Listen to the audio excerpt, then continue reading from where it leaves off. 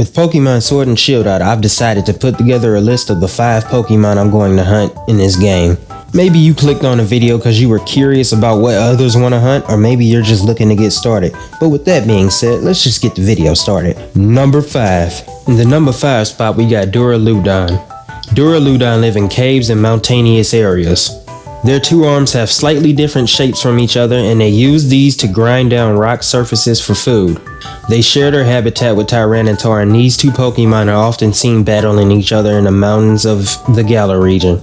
Now see, when I first seen it in the reveal trailer, I said, wow, this Pokemon looks cool. And then when you go into the trivia, you learn that it's a rival to Tyranitar and it's supposed to be its counterpart.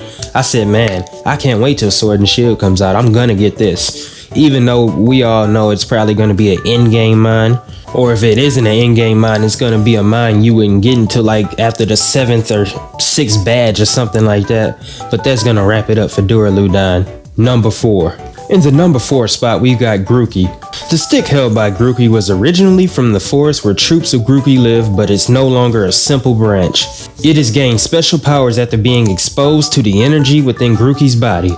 Now, out of all the starters, when I seen them, Scorbunny was my first choice, because I'm more of the fire starter kind of guy. That's what I usually went for with every gen, except for Gen 5. But then once the leak said Scorbunny would be a firefighting, I said nope.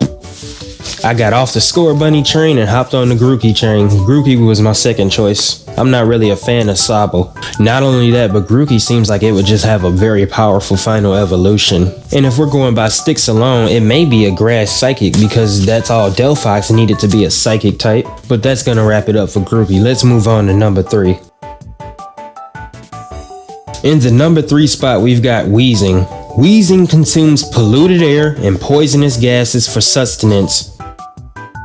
The air and gases absorbed will have toxins removed before being spewed out again from the tops of Weezing's heads. Apparently, the air produced through this purification process is very clean. Now, as far as the trivia, it may not be as cool as Grookey's and Duraludon's, but I mean, look at it. It's a bong. Or it looks like a bong to me. That's what I thought when I first seen it. And I said, man, I gotta shiny hunt it.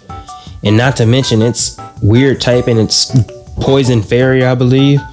So it might be a bit more viable competitively because of that fairy typing. Well, we won't know until a few months down the road, I guess. Maybe not a few months, but you get what I'm saying, a week or 2. But that's gonna wrap it up for Weezing. Let's move on to the number 2 spot. Number 2. In the number 2 spot, I've got Corviknight. Corviknight possesses superb flying skills and high intelligence. Because of this, many of them work for the company called Galar Taxi, helping transport people from town to town. Now see, that by itself is pretty badass. It may not be as badass as flying on a Latios around the region, but I mean, come on, this is the second best thing. That alone made me want to shiny hunt it, and when I first seen it in the reveal trailer, I just fell in love with it instantly. Not only that, just look at its red eyes. It's just so cool. It's kind of like the Galar region of Honchkrow, if you get what I mean. Except I think it's flying and steel. So I take that back. It's not like Honchkrow. It's more like Skarmory. But that's going to wrap it up for number 2. Before we get to the number 1 spot, I got an honorable mention. In my honorable mention section, I got Alcremie. Alcremie can produce whipped cream, which becomes richer the happier Alcremie is feeling. Desserts made using this cream are invariably delicious, so many pastry chefs strive to have an Alcremie as their partner. The trivia made me want to go have a pie and use some cream from Alcremie. And I mean, it's pretty adorable. It's just a pure fairy type, so with it just being a pure fairy type, it's kind of bad for me because I can't use all the Pokemon in this list on the same team. Duraludon is Dragon Steel.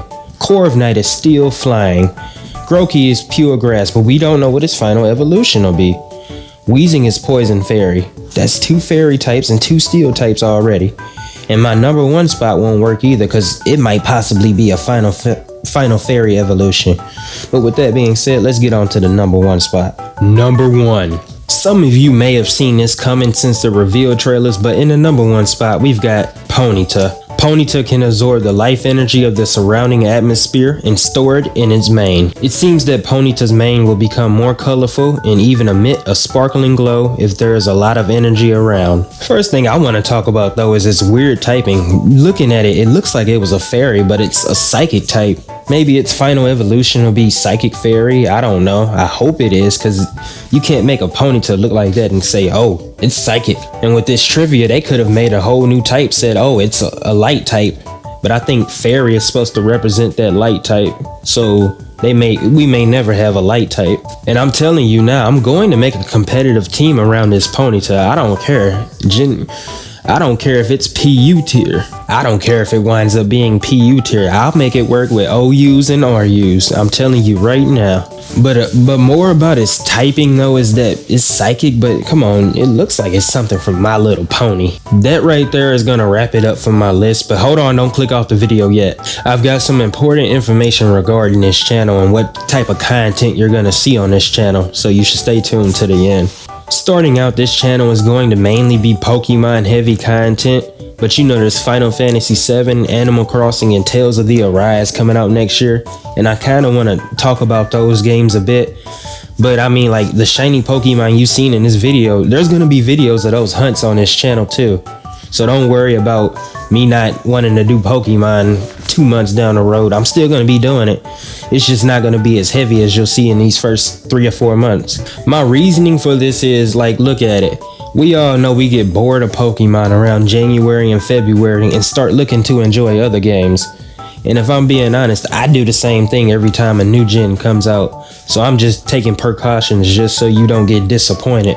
And we all know Digimon, I think, releases every, January, February, or March every year. So I kind of want to look into that too. Still going to be focusing on Pokemon content, so there is that. But that's going to do it for the video. If you enjoyed the video, make sure you smash that like button, hit the subscribe button, and turn on post notifications so you don't miss a thing. Peace.